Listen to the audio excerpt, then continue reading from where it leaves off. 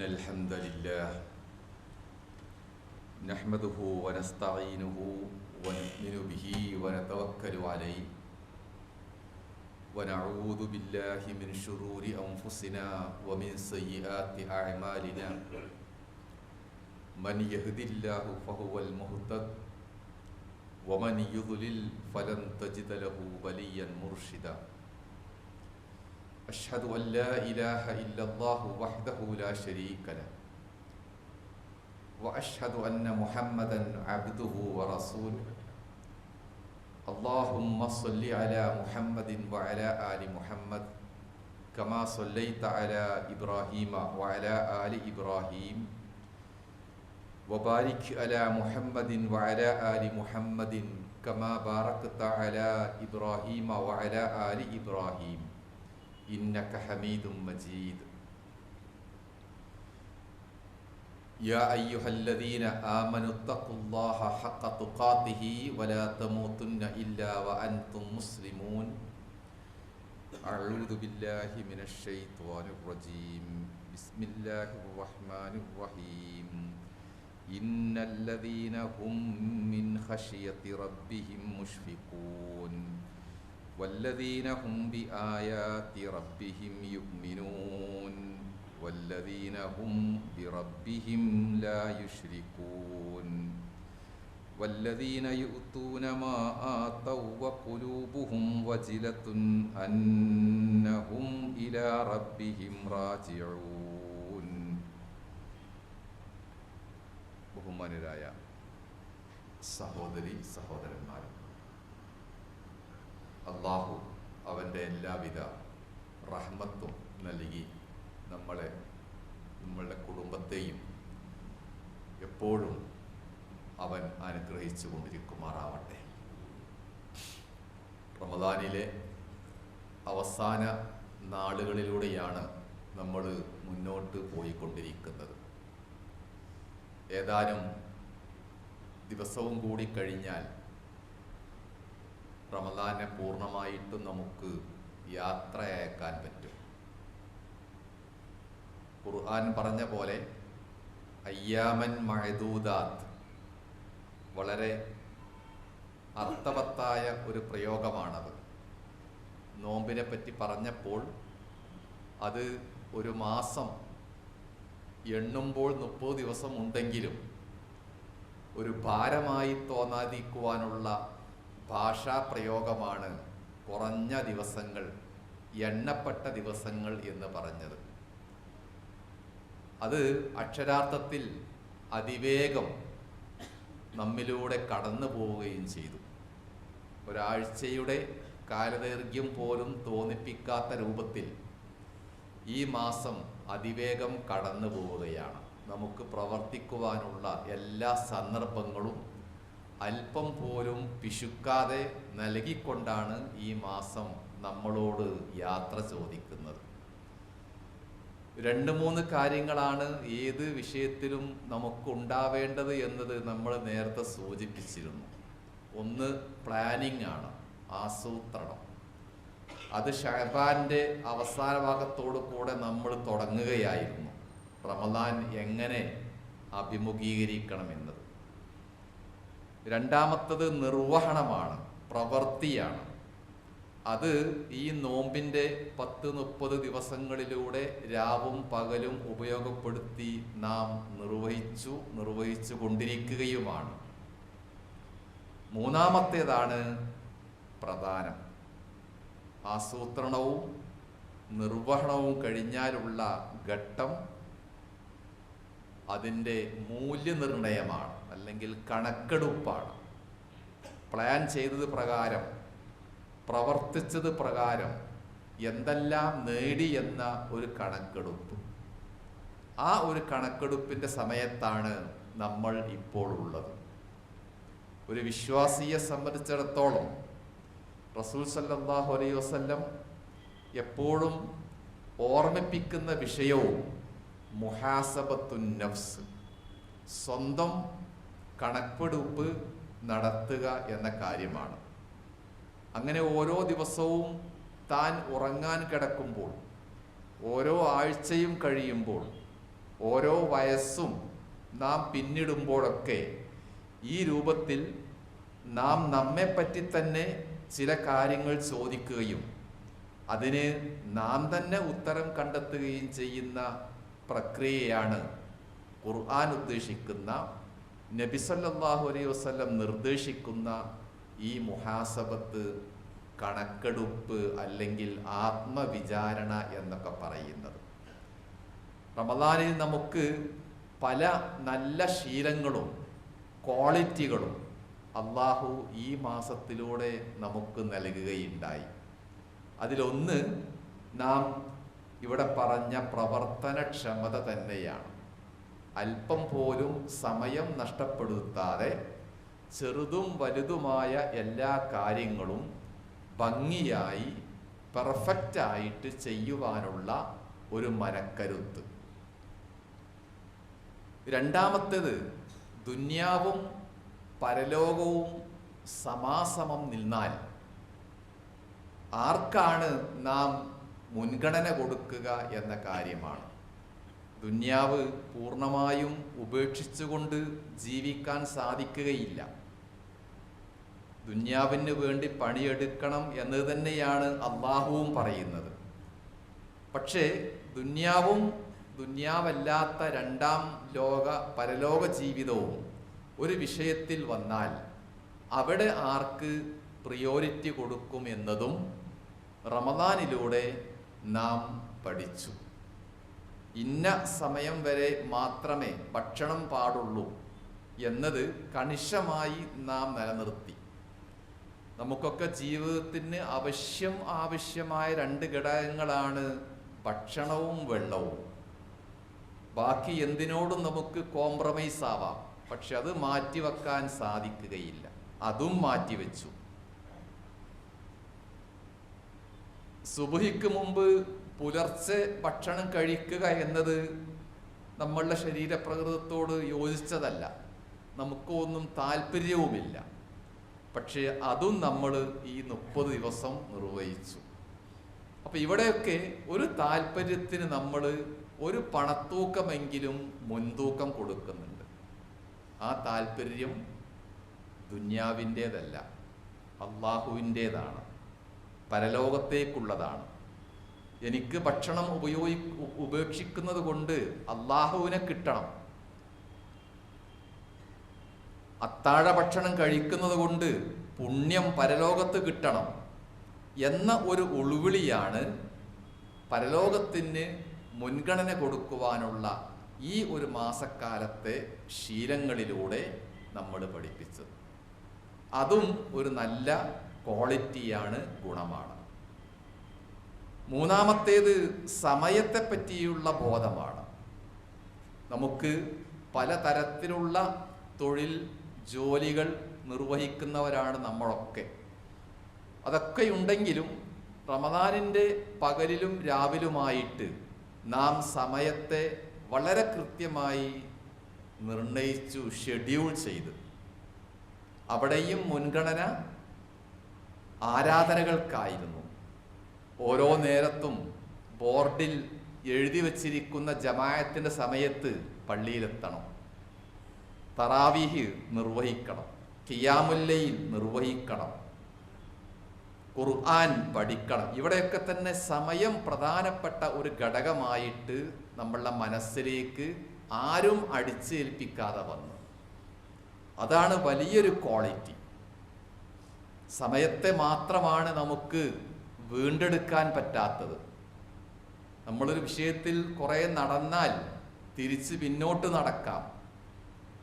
ഒരു വാഹനത്തിൽ യാത്ര കുറേ ചെയ്താൽ എന്തെങ്കിലും മറന്നുപോയെങ്കിൽ എടുക്കാൻ പിന്നോട്ട് വരാം. പക്ഷേ ഒരു മിനിറ്റ് കഴിഞ്ഞാൽ അത് വീണ്ടെടുപ്പ് സാധ്യമല്ല. അത് വലിയ ഒരു ജീവിത പാഠമായിട്ടാണ് റമദാൻ നമ്മെ പഠിപ്പിച്ചത്. സമയത്തിൻ്റെ വലുപ്പം പറയുമ്പോൾ മണിക്കൂറുകളല്ല, അല്ലെങ്കിൽ ഒരു ദിവസം നീണ്ടു നിൽക്കുന്ന 24 മണിക്കൂറല്ല, ഒരു സെക്കൻഡിനാണ് മതം വില കൽപ്പിച്ചിരിക്കുന്നത്. മതം മാത്രമല്ല, ഭൗതിക ശാസ്ത്രവും അങ്ങനെ തന്നെയാണ്. ഫിസിക്സ് പഠിക്കുന്ന വിദ്യാർത്ഥികൾക്കറിയാം, ഓരോ വസ്തുക്കളെയും അളക്കുവാനുള്ള അതിൻ്റെ യൂണിറ്റ്, ഭാരത്തെ അളക്കുന്നത് 1 കിലോഗ്രാം വെച്ചുകൊണ്ടാണ്.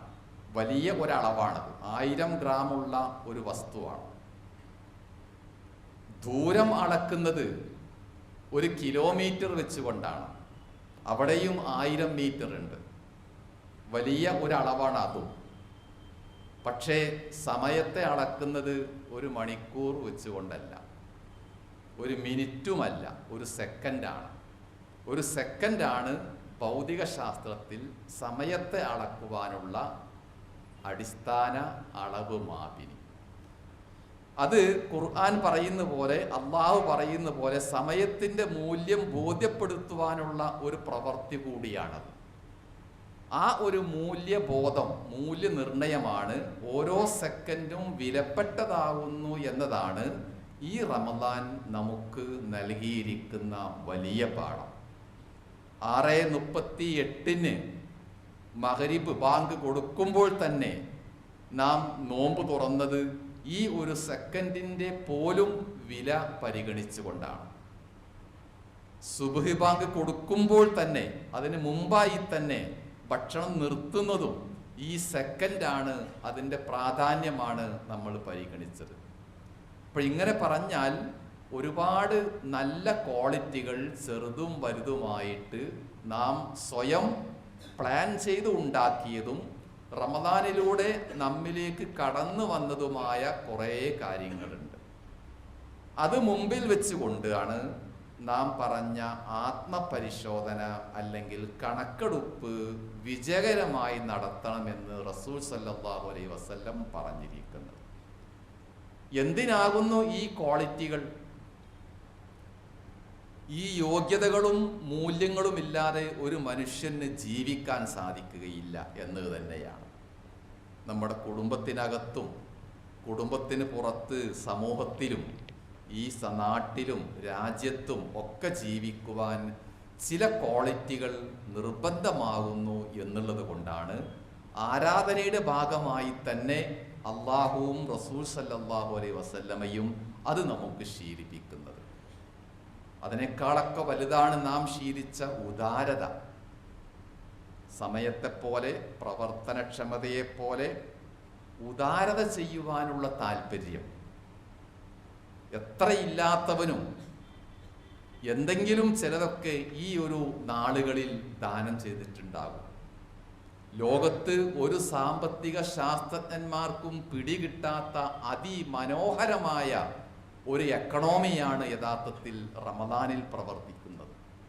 ആരാധനയുടെ ഭാഗമായിട്ട് കോടിക്കണക്കിന് ഡോളറുകളാണ് ലോകത്ത് മുസ്ലിങ്ങളിൽ നിന്ന് സമൂഹത്തിലേക്ക് ഒഴുകിയത്, സമൂഹത്തിൽ നിന്ന് കമ്പോളത്തിലേക്ക് ഒഴുകിയത്. എന്തുമാത്രം വലിയ ഒരു എക്കണോമിയാണത്! ആരും പ്രേരിപ്പിക്കുന്നില്ല, ആരും സമ്മർദ്ദം ചെലുത്തുന്നില്ല. പ്രത്യേകമായ എന്തെങ്കിലും മത്സരങ്ങളോ സമ്മാനങ്ങളോ ഇല്ല. എന്നിട്ട് പോലും സ്വയം പ്രചോദിതരായിക്കൊണ്ട് നാം ദാനം ചെയ്തു. അള്ളാഹു അത് സ്വീകരിക്കുമാറാവട്ടെ. ആ ഒരു വികാരം യഥാർത്ഥത്തിൽ ആരാധനയിലൂടെ നമ്മുടെ കൈകളിലുള്ള സമ്പത്ത് സമൂഹത്തിൻ്റെ എല്ലാ ഭാഗത്തേക്കും ഒഴുകിക്കൊണ്ടിരിക്കണമെന്നത് ഇസ്ലാമിൻ്റെ മാത്രം ഒരു നല്ല ഐഡൻറ്റിറ്റിയായിട്ട്, വ്യതിരിക്തതയായിട്ട് നാം മനസ്സിലാക്കേണ്ടതുണ്ട്. ലോകത്തൊരുപാട് പ്രത്യയശാസ്ത്രങ്ങളുണ്ട്, ചിന്തകളുണ്ട്, ദർശനങ്ങളുണ്ട്, മതങ്ങളുണ്ട്.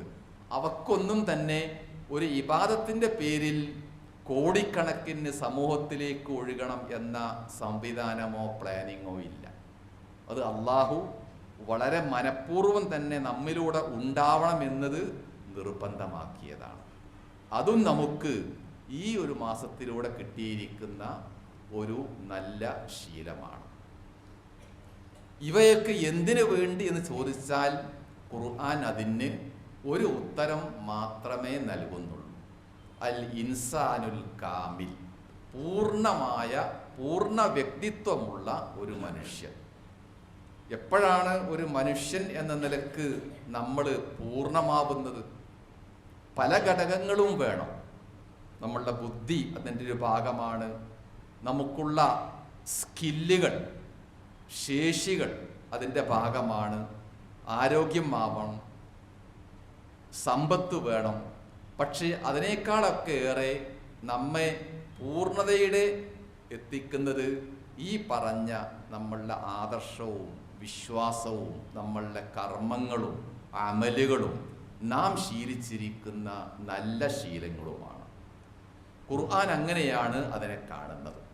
സൂറ അൽ മുഅ്മിനൂൻ എന്ന അധ്യായത്തിൽ ഇങ്ങനെ പൂർണ്ണത നേടുന്ന ഒരാളുടെ ചിത്രം വളരെ മനോഹരമായി അള്ളാഹു അടയാളപ്പെടുത്തിയിട്ടുണ്ട്. ഇന്നല്ലദീന ഹും മിൻ ഖശിയത്തി റബ്ബിഹിം മുഷ്ഫിഖൂൻ.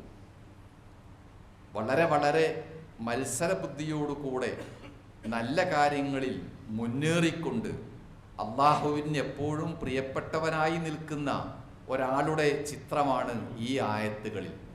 അള്ളാഹുവിനെ പേടിച്ചുകൊണ്ട് ആശങ്കയോടുകൂടെ ജീവിക്കുന്ന ആളുകൾ. വല്ലദീനഹും ബി ആയാത്തി റബ്ബിഹിം യുഅ്മിനൂൻ. അള്ളാഹുവിൻ്റെ ഓരോ ആയത്തുകളിലും പൂർണ്ണമായിട്ടും മനസ്സറിഞ്ഞ് വിശ്വാസവും ബോധ്യവും രേഖപ്പെടുത്തുന്ന ആളുകൾ. വല്ലദീനഹും ബി റബ്ബിഹിം ലാ യുശ്രികൂൻ. ഒരു വിധത്തിലും അള്ളാഹുവിനോട് പങ്കു ചേർക്കാത്ത, ശിർക്ക് ചെയ്യാത്ത ആളുകൾ. വല്ലദീന യുഅ്തൂന മാ ആതൗ. അവർ എന്തെല്ലാമാണോ നൽകുന്നത് അത് നൽകിക്കൊണ്ടേയിരിക്കുന്നു. ഒരു തടസ്സമില്ല, അല്ലെങ്കിൽ ഇടവേളയില്ല. ഇടവേളയില്ലാതെ പണം കയ്യിലുള്ളതെല്ലാം നൽകിക്കൊണ്ടേയിരിക്കുന്നു.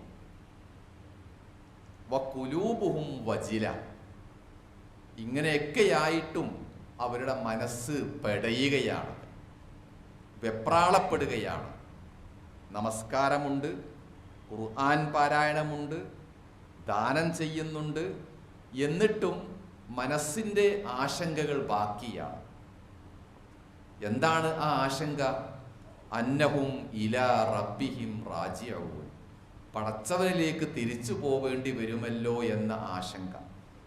ഇവിടെ നമ്മൾ 10, 50, 60, 80 വർഷം ജീവിച്ചു.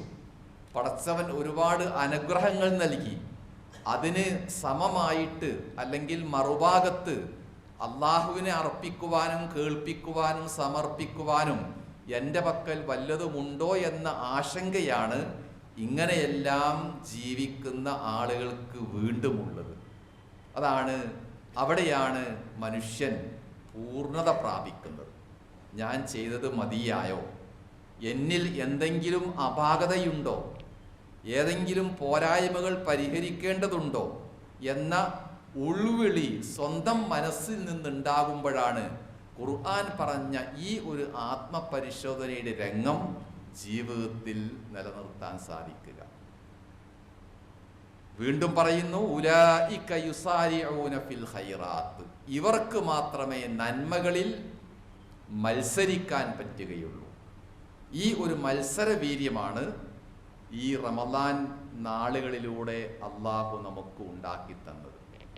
ജീവിതത്തിൽ വിജയിക്കുവാൻ എന്താണ് വേണ്ടത്? മത്സരിക്കുവാനുള്ള മത്സരക്ഷമത വേണം. മത്സരിക്കുമ്പോൾ സ്വാഭാവികമായിട്ടും നമ്മളുടെ കൂടെ കുറേ ആൾക്കാരുണ്ടാകും. ആരാണ് ജയിക്കുന്നത്? എല്ലാവരും ഫിനിഷിംഗ് പോയിന്റിൽ എത്തുമെങ്കിലും ഒന്നാമതായി എത്തുന്നവനാണ് വിജയിക്കുന്നത്. അപ്പോൾ മത്സരക്കളത്തിൽ ഒരാൾ മാത്രമാണ് ഓടാനുള്ളതെങ്കിൽ അവിടെ വിജയവും ബാധകമല്ല. ഒരാൾക്ക് ഒന്നാം സ്ഥാനം കിട്ടണമെങ്കിൽ ധാരാളം ആളുകൾ പിന്നിലുണ്ടാവണം. നാം ചെയ്യുന്നതും പ്രവർത്തിക്കുന്നതും അതുപോലെ തന്നെയാണ്. നമ്മളുടെ അപ്പുറവും ഇപ്പുറവുമായിട്ട് ധാരാളം ആളുകളുണ്ട്. അവരെ നിന്നാണ് നമ്മൾ മത്സരിക്കുന്നത് അള്ളാഹുവിലേക്ക് ആദ്യമായി എത്താൻ വേണ്ടി. ഇവിടെ പറഞ്ഞ എല്ലാ പ്രവർത്തനക്ഷമതയുമുള്ള ആളുകൾക്ക് മാത്രമേ നന്മയിൽ മുന്നേറി മത്സരബോധത്തോടുകൂടെ നിലനിൽക്കാൻ സാധിക്കുകയുള്ളൂ എന്നാണ് അതിൻ്റെ സമാപനമായി അള്ളാഹു പറയുന്നത്. ഈ ഒരു വീര്യമാണ് റമദാൻ നമുക്ക് നൽകുന്ന മുഖ്യമായ സന്ദേശം. ആ ഒരു ആത്മപ്രചോദനം നാം കൈവശപ്പെടുത്തിയെങ്കിൽ, സ്വന്തമാക്കിയെങ്കിൽ സന്തോഷപൂർവം ഈ റമദാനിനെ നമുക്ക് യാത്രയാക്കാം. അള്ളാഹുവാണ് റമദാനിനെ നമ്മിലേക്ക് അയച്ചത്. അതുപോലെ നമുക്ക് തിരിച്ചങ്ങോട്ടും പറഞ്ഞേക്കാം ഈ നല്ല ഗുണങ്ങൾ നമുക്കുണ്ടെങ്കിൽ. അപ്പോൾ റമദാൻ എന്ന് പറഞ്ഞാൽ റമദാനിൽ ചെയ്തു എന്നത് പ്രധാനമാണ്. അതിനേക്കാളേറെ പ്രധാനമാണ് റമദാൻ കഴിഞ്ഞാൽ എങ്ങനെ ഇരിക്കുന്നു എന്നത്. രണ്ടും പ്രധാനമാണ്. റമദാൻ കഴിഞ്ഞാൽ എങ്ങനെ ഇരിക്കുന്നു എന്നതിനാണ് ഈ ഒരു മത്സര വീര്യം നിലനിർത്തി ജീവിക്കണം എന്നത് ഖുർആൻ പറയുകയും ചെയ്യുന്നത്. പ്രമുഖ താബിയായ ഹസനുൽ ബസരി പറയാറുണ്ട്, ഇന്നല്ലാഹ ലം യജ്അൽ ലി അമലിൽ മുഅ്മിനി അജലൻ ദൂനൽ മൗതി. അള്ളാഹു വിശ്വാസിയുടെ പ്രവർത്തനക്ഷമതക്ക് ഒരവധി നിശ്ചയിച്ചിട്ടേയില്ല. 60 വയസ്സ് വരെ, 65 വരെ, 70 വരെ എന്ന് ആർക്കും അള്ളാഹു അവധി നിശ്ചയിച്ചിട്ടില്ല. ഏതാണ് അവധി? അൽ മൗത്ത്, മരണം.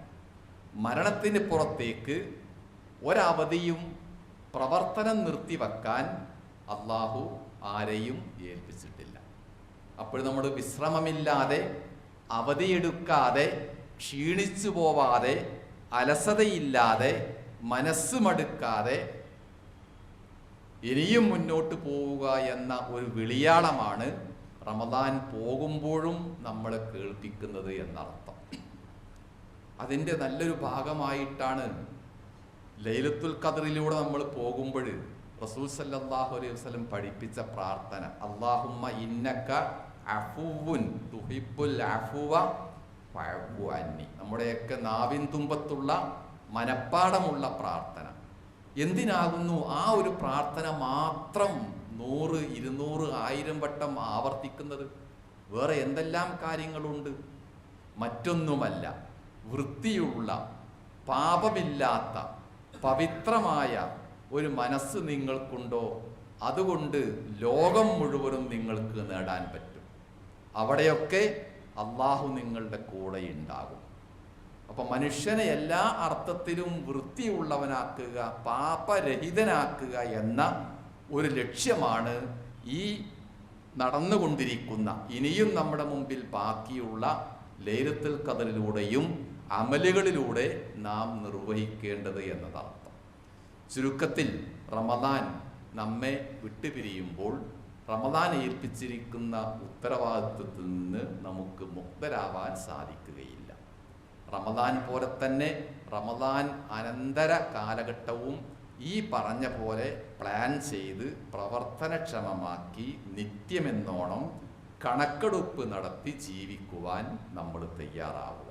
അള്ളാഹു നമ്മയെല്ലാം അവൻ്റെ എല്ലാവിധ കൃപാ കടാക്ഷങ്ങളും കാരുണ്യങ്ങളും നൽകി അനുഗ്രഹിക്കുമാറാവട്ടെ. അൽഹംദുലില്ലാഹി റബ്ബിൽ ആലമീൻ വൽ ആഖിബത്തു ലിൽ മുത്തഖീൻ നുസല്ലി വനുസല്ലിമു അലാ നബിയ്യിനാ മുഹമ്മദിൻ വഅലാ ആലിഹി വസഹ്ബിഹി അജ്മഈൻ. ഇത്തഖുല്ലാഹ ഹഖ്ക തുഖാതിഹി വലാ തമൂതുന്ന ഇല്ലാ വഅൻതും മുസ്ലിമൂൻ. സുഹൃത്തുക്കളെ, നോമ്പ് അവസാനിക്കുമ്പോഴേക്കും മറ്റൊരു ചെറിയ ബാധ്യത കൂടി ഇസ്ലാം നമ്മളെ ഏൽപ്പിക്കുന്നുണ്ട്. നമ്മളൊക്കെ മനസ്സിലാക്കുന്നത് പോലെ സകാത്തുൽ ഫിത്ർ, നോമ്പുകാരന് ഉണ്ടായേക്കാവുന്ന എന്തെങ്കിലും ചെറിയ ചെറിയ വൈകല്യങ്ങൾ പരിഹരിക്കപ്പെടാനും പെരുന്നാൾ ദിനത്തിൽ എല്ലാവർക്കും സുഭിക്ഷത ലഭിക്കുവാനും വേണ്ടിയാണ് റസൂൽ സല്ലല്ലാഹു അലൈഹി വസല്ലം ആ ഒരു അമല് നിർബന്ധമാക്കിയത്. ഫറള റസൂലുള്ളാഹി സല്ലല്ലാഹു അലൈഹി വസല്ലം സകാത്തുൽ ഫിത്രി സാഅൻ എന്നിങ്ങനെ തുടങ്ങുന്ന ഹദീസുകളുണ്ട്. ഒരു സ്വാഴ് അഥവാ 2 കിലോഗ്രാം ധാന്യമാണ് ഓരോരുത്തർക്കും വേണ്ടി ഈ ഇനത്തിൽ ദാനമായിട്ട് പെരുന്നാൾ നമസ്കാരത്തിന് മുമ്പ് നൽകേണ്ടത് എന്നും അദ്ദേഹം പഠിപ്പിക്കുകയുണ്ടായി. നമ്മുടെയൊക്കെ മഹല്ലുകളിലും സാമൂഹ്യ സംവിധാനത്തിലും ഒട്ടുമിക്കവാറും സ്ഥലത്ത് അത് ശേഖരിച്ചുകൊണ്ട് വിതരണം ചെയ്യുന്ന സംവിധാനമാണുള്ളത്. അതൊന്നുമില്ലാത്തവർക്ക് സ്വന്തം രൂപത്തിൽ കൊടുക്കുകയും ചെയ്യാം. ആ രൂപത്തിൽ ആ ഒരു അമല് മറന്നു പോവാതെ നമ്മൾ സൂക്ഷിക്കുക, നിർവഹിക്കുക. അള്ളാഹു നമ്മയെല്ലാം ഈ റമദാനിൻ്റെ പുണ്യത്തിലും ബർക്കത്തിലും ഇനിയും മുന്നോട്ട് പോകുവാൻ തൗഫീക്ക് നൽകി അനുഗ്രഹിക്കുമാറാവട്ടെ. ഈദ്ഗാഹ് കടപ്പുറത്ത് വെച്ച് എല്ലാ വർഷവും ഉള്ള പോലെ ഈ വർഷവുമുണ്ട്. 7:15 നമസ്കാരം. ഒളുവെടുത്ത് മുസല്ലയുമായി എത്താനാണ് അതിൻ്റെ അധികൃതർ അറിയിച്ചിരിക്കുന്നത്. ന്യൂസ് പേപ്പറുമായി മുസല്ലയിലേക്ക് എത്തരുത് എന്ന് പ്രത്യേകമായിട്ട് ഓർമ്മപ്പെടുത്തിയിട്ടുമുണ്ട്. അതുകൊണ്ട് ആ സൗകര്യം ഉപയോഗപ്പെടുത്താൻ ആഗ്രഹിക്കുന്നവർ ഈ സമയവും കാര്യങ്ങളുമൊക്കെ മറക്കാതെ ഓർമ്മിക്കുക എന്നുകൂടി അറിയിക്കുകയാണ്. ഇന്നത്തെ നമ്മളുടെ ദാനധർമ്മങ്ങൾ അമലുകളും സ്വീകരിച്ച് അതിൻ്റെ ബർക്കത്ത് നമ്മുടെ ജീവിതത്തിൽ നിലനിർത്തി എല്ലാ പ്രയാസങ്ങളിലും ഒരു പ്രതിരോധമായി ആ പുണ്യങ്ങളെ അവൻ നിലനിർത്തി അനുഗ്രഹിക്കുമാറാവട്ടെ. നേരത്തെ ഇവിടെ പറഞ്ഞ പോലെ ധാരാളം വ്യക്തികൾ പണിയെടുത്തത് കൊണ്ടാണ് ഈ ഒരു സ്ഥാപനം ഇങ്ങനെയൊക്കെ ആയിക്കഴിഞ്ഞത്. 150 വർഷത്തിലധികം പഴക്കമുള്ള ഈ മസ്ജിദ് ഇപ്പോഴും മനോഹരമായി നിൽക്കുന്നത് അതിൻ്റെ പരിചരണം, പരിപാലനം, കാര്യങ്ങൾ നിർവഹിക്കൽ, ഇതിലൊക്കെ നമ്മളൊക്കെ ഏതെങ്കിലും രൂപത്തിൽ പങ്കാളിയായിട്ടുണ്ട്. മനസ്സുകൊണ്ടും ശരീരം കൊണ്ടും പ്രാർത്ഥന കൊണ്ടും അതുപോലെ പണം നൽകിക്കൊണ്ടും. അതിൻ്റെ എല്ലാം ഒരു ചെറിയ ഒരു ബ്രീഫ് റിപ്പോർട്ട് ഇവിടെ കേൾക്കുകയും ചെയ്തു. ഈ സമയത്ത് പ്രാർത്ഥിക്കാനുള്ളത് ദുആ സ്വീകരിക്കാനാണ്. നാം ചെയ്ത പ്രവർത്തനങ്ങൾ, നമുക്ക് വേണ്ടി നമ്മൾ ഇതുവരെയും കണ്ടിട്ടില്ലാത്ത ആളുകൾ ചെയ്ത പ്രവർത്തനങ്ങൾ, അതൊക്കെ അള്ളാഹു നമ്മിൽ നിന്നും അവരിൽ നിന്നും സ്വീകരിക്കുമാറാവട്ടെ. ഇഫ്താറിന് വേണ്ടിയും അതുപോലെ പാവപ്പെട്ടവരെ സഹായിക്കാൻ വേണ്ടിയും സക്കാത്തിൻ്റെ ഭാഗമായിട്ടും ഇങ്ങനെയുള്ള പല സ്ഥാപനങ്ങൾക്കും പുണ്യങ്ങൾക്കും നൽകിയതിട്ടും ഈ രൂപത്തിൽ ഈ ഒരു മസ്ജിദ് സമൂഹത്തിൻ്റെ നാട്ടിൻ്റെ എല്ലാ ഭാഗത്തും ഏതെങ്കിലും രൂപത്തിൽ നിത്യവും അടയാളപ്പെടുത്തുന്നുണ്ട്. അത് ഒരു വലിയ കാര്യം ചെയ്തു എന്ന അവകാശവാദം സ്ഥാപിക്കാൻ വേണ്ടിയല്ല, അതിൻ്റെയൊക്കെ ഒരു പുണ്യം നമ്മുടെ അക്കൗണ്ടിലും അള്ളാഹു എഴുതി ചേർക്കും എന്നതിന് വേണ്ടിയാണ് സദക്ക ജാരിയ എന്ന് മതം പഠിപ്പിച്ചത്. നാം എവിടെയാണെങ്കിലും ഏതോ കോണിൽ നിന്നായിരിക്കും നമുക്ക് അതിൻ്റെ പുണ്യം ലഭിക്കുക. ഏതോ അപകടത്തിൽപ്പെട്ട് അള്ളാഹുവിലേക്ക് കൈ ഉയർത്തുമ്പോഴായിരിക്കും നാം ഏതോ ഒരു കാലത്ത് ചെയ്തു വച്ചിരിക്കുന്ന പുണ്യത്തിൻ്റെ തിരിച്ചുവരവ് ഉണ്ടാവുക. ആ രൂപത്തിൽ നമ്മളും നമുക്ക് വേണ്ടി മറ്റുള്ളവരും ചെയ്തിരിക്കുന്ന എല്ലാ പുണ്യങ്ങളും അമലുകളും അള്ളാഹു സ്വീകരിച്ച് അവൻ്റെ ബർക്കത്ത് നമ്മുടെ ജീവിതത്തിൽ നിലനിർത്തി അനുഗ്രഹിക്കുമാറാവട്ടെ. കഴിഞ്ഞുപോയ നമ്മുടെ മാതാപിതാക്കൾക്ക്, സുഹൃത്തുക്കൾക്കെല്ലാം പടച്ചവനെ അവരുടെ കബറിടം നീ വിശാലമാക്കി പ്രകാശമാനമാക്കി കൊടുത്ത് അനുഗ്രഹിക്കണമേ. അസുഖമായി കഴിയുന്ന ധാരാളം പേരുണ്ട്. ഈ പുണ്യ സന്ദർഭത്തിലും നാം പ്രാർത്ഥിക്കുക, അള്ളാഹുവെ നീ ഞങ്ങളുടെ പ്രിയപ്പെട്ടവർക്ക്, സ്നേഹിതന്മാർക്ക്, സുഹൃത്തുക്കൾക്കുമൊക്കെ അവരുടെ ശാരീരികവും മാനസികവുമായ എല്ലാ ബുദ്ധിമുട്ടുകളെയും നീക്കം ചെയ്ത് ആരോഗ്യത്തോടുകൂടെ ജീവിക്കുവാൻ തൗഫീക്ക് നൽകി അനുഗ്രഹിക്കണമേ. അല്ലാഹുമ്മ ഗ്ഫിർ ലിൽ മുഅ്മിനീന വൽ മുഅ്മിനാത്ത് വൽ മുസ്ലിമീന വൽ മുസ്ലിമാത്ത് അൽ അഹ്യാഇ മിൻഹും വൽ അംവാത്ത്. അല്ലാഹുമ്മ റബ്ബന തഖബ്ബൽ മിന്നാ ദുആഅനാ ഇന്നക അൻതസ് സമീഉൽ അലീം. അല്ലാഹുമ്മ അജിർനാ മിനൻ നാർ وأدخلنا الجنة مع الأبرار يا رب العالمين. اللهم ربنا آتنا في الدنيا حسنة وفي الآخرة حسنة وقنا عذاب النار.